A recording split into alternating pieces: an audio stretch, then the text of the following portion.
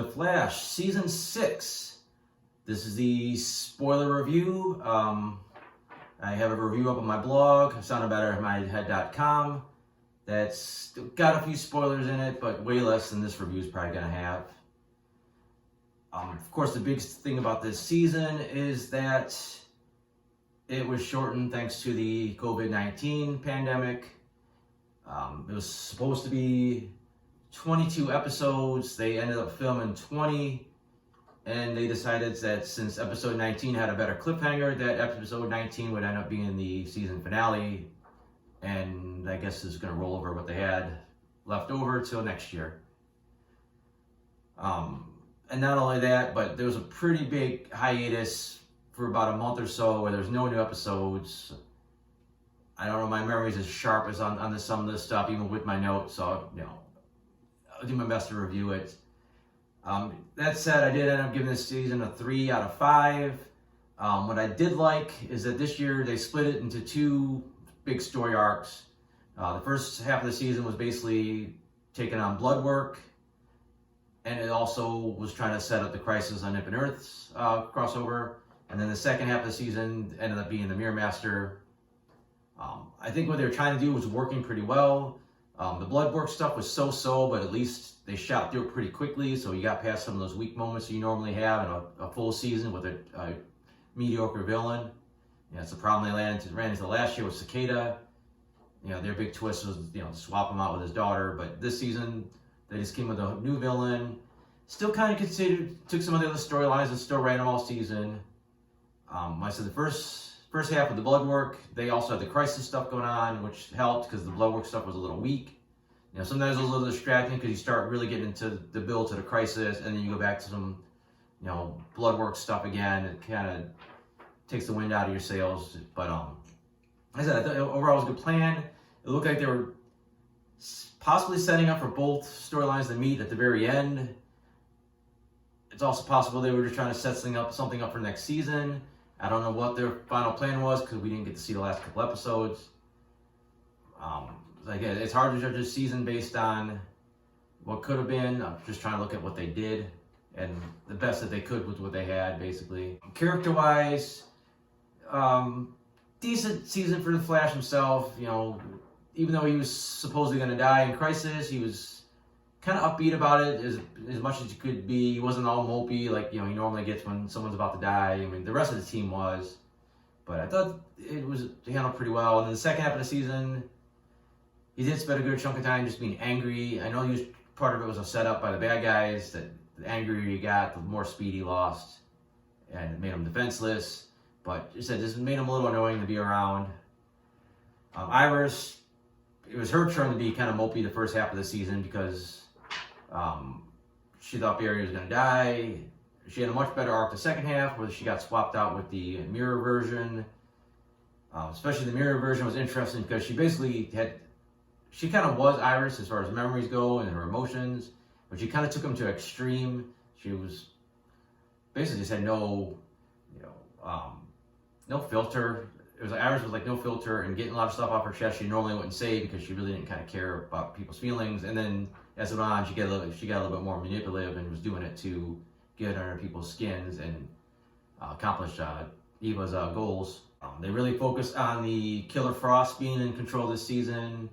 There was some fun stuff early on, just her reaction to stuff you wouldn't expect out of Caitlin, just very nonchalant about her stuff. She continuously lost what made her kind of special. They lost the contacts, so they gave her normal eyes. They lost the voice distortion. She started acting more and more like Caitlin and Anne, really. So it got to the point it was just Caitlin Snow with a white wig and a little extra makeup. And it was kind of disappointing. Even especially early on, she got a nice new costume. You ran into the problem late in the season that the actress playing Killer Frost was pregnant, so they had to make up storylines where she was out of commission. You've seen a lot of her from like the chest up, a lot of shots with pillows blocking her body, her on her blankets, her wearing like heavy clothes just to try to conceal the pregnancy to the audience.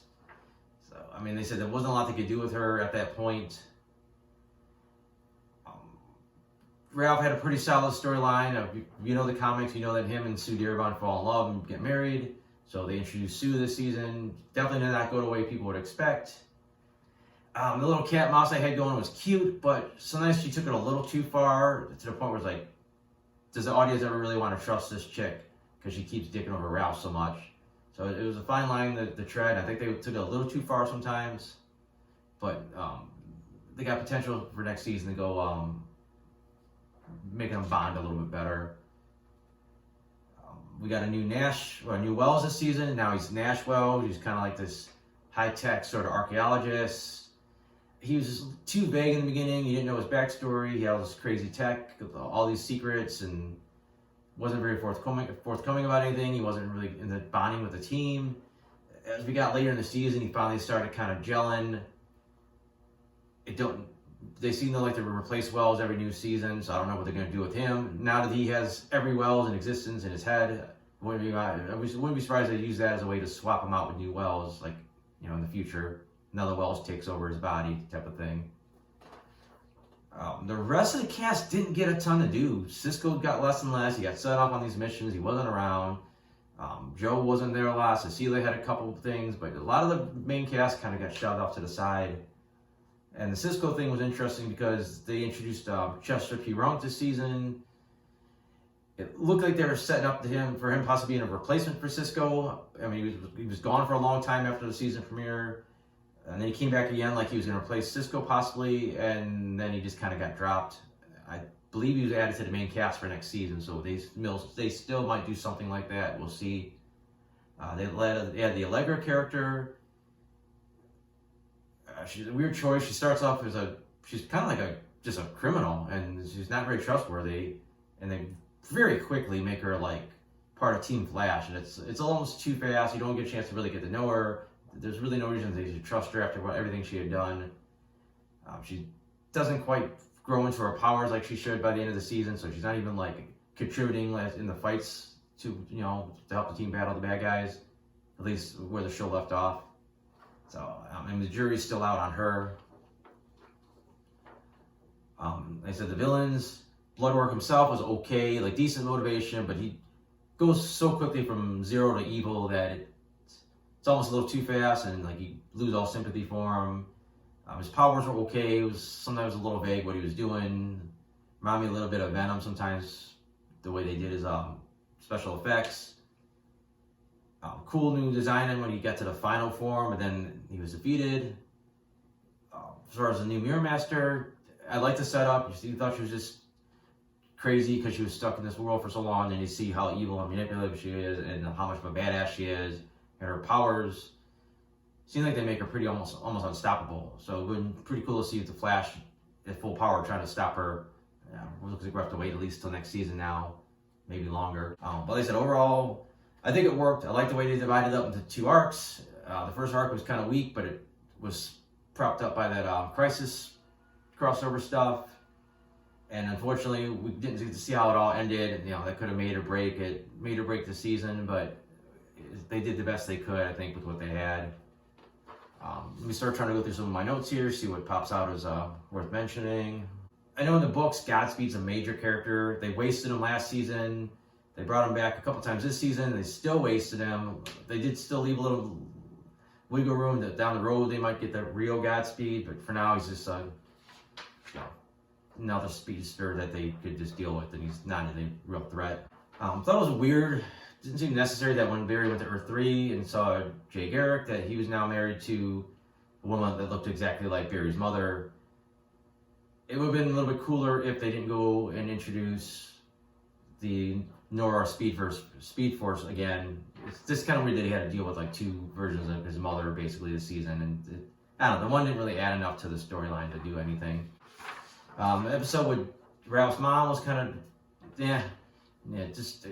what kind of mom to protect her son just keeps lying and saying, oh yeah, my boyfriend died, and just to protect him. Like, it just seemed like that does more harm than good. The whole episode, it just didn't really gel, him and his mom. It didn't really go anywhere. I mean, it's nice to get a little backstory on a character like Ralph, because he's a main character, but it's kind of nice that this version of Wells is actually a little bit of a badass. He could fight a little bit, he's got the tech, It helps make them a little different than all the other Wells we've seen before. Well, especially a lot of the early episodes, there was a lot of really bad CGI. Can't think of too many examples off the top of my head, but just a lot of it just was wonky. I mean, that happens a lot in the Flash. I know like it's a TV budget, but it was a little bit worse than normal. Then they set up. It seemed like a cool concept that these zombies that Bloodwork put out there were going crazy, and that Cecilia would be able to use her powers to help them escape. Except it pretty much just went belly up almost immediately. It was not even worth having it in the episode. Yeah, I don't know. It seemed like it would have been a cool concept. She almost had like a radar or sonar to dodge these things, and it just was wasted. It was actually pretty cool having the evil Barry. Unfortunately, it only lasted the 2 episodes because they had to get into the crisis, but it led to a pretty strong finish to the Bloodwork story. As far as the crisis episode itself, like I said, I could have did a whole video on the whole crossover on its own, but for this, I'm just going to cover this individual episode. The Paragon thing was kind of corny. It's just like, just the way they did the whole thing. It's like, oh, by the way, all the Paragons we needed happen to be here. So if it was supposed to be fate, I guess it works, but it just seemed kind of silly that they only had for like 2 people. I love that they brought Vi back. Kind of sucked that didn't last until the New Earth stuff. They did a great job ending the 90s era of Flash, although theoretically he could still be out there because they rebooted everything, but it was a good send-off. Love that they threw the clip in from the original series. Awesome seeing that the Spectre is in it. There's a nice twist on the comic book arc where the Green Lantern died and became the Spectre, and then here it was Oliver Queen instead. And you gotta love, they got this big plan, they got all the heroes they need, and then Lex was able to worm his way into like the end of time. It's just nice twist, classic Lex. Loved Cisco's trading cards he came up with after the crisis. A little unrealistic, but it was still pretty funny idea. I know they tried to do kind of an epilogue by having Barry with Diggle. It didn't quite work the way it should have, but it's always nice when they bring another character over to the show. It just kind of sucked that it was so right after the crossover that it didn't really feel like that big of a deal. Interesting twist with the Speed Force being destroyed by Oliver's Spectre energy, especially Barry being upset about it, but that was the only way for them to get out of the vanishing point and save the worlds, all worlds in the universe. See, like Oliver with his abilities could have warned Barry that his powers could destroy the Speed Force, but I guess apparently just didn't get a chance, even though he supposedly should have known. Then one strange thing, they still didn't really get into it. You got all these different Welleses existing inside of Nash, and one of them was Thawne. I mean, Thawne is not a Wells. The only way he was even close to one is that at one point he changed, I guess, his DNA so that he could become Harrison Wells for a while. But even then, at the end of the season premiere, or the first season, he reverted back to his original look, I believe. So I don't know. I think they're just going to try to say because at one point he had the same DNA that he's still a Wells. I don't know. It was kind of cheesy. And then the fact that he could somehow still access his negative Speed Force was kind of odd. I mean, he's a great villain, but it seems like every season they've been doing something with him. It's almost kind of ruining a good thing. Pretty badass action sequence with Barry taking on the Mirror Iris. Actually made it like kind of sad the way she died because she was trying to get her own free will. Big fight scene at the end. It was nothing special. Just it seemed like it's just a lot of random stuff going on, and these kooky cuts where they tried to do these like almost like comic book panels, or maybe it was supposed to be some kind of mirror frame. I don't know. Just it didn't work. Didn't really add anything to the fight. Just more distracting than anything. Thought the end where they suddenly framed Sue just seemed like it came out of nowhere. Again, maybe that was something they moved around because it ended up being the season finale. But I thought it felt rushed. Really, it's about all I got. Once again, probably talked longer than I wanted to. Again, I still got some older reviews up on my blog, soundedbettermyhead.com. I got my comic strips. I still do those 3 times a week. So you can check those out. A couple more CW shows. Arrowverse shows are going to have season finales soon. So I should expect some reviews of those as well. That's all I got. Thanks for watching.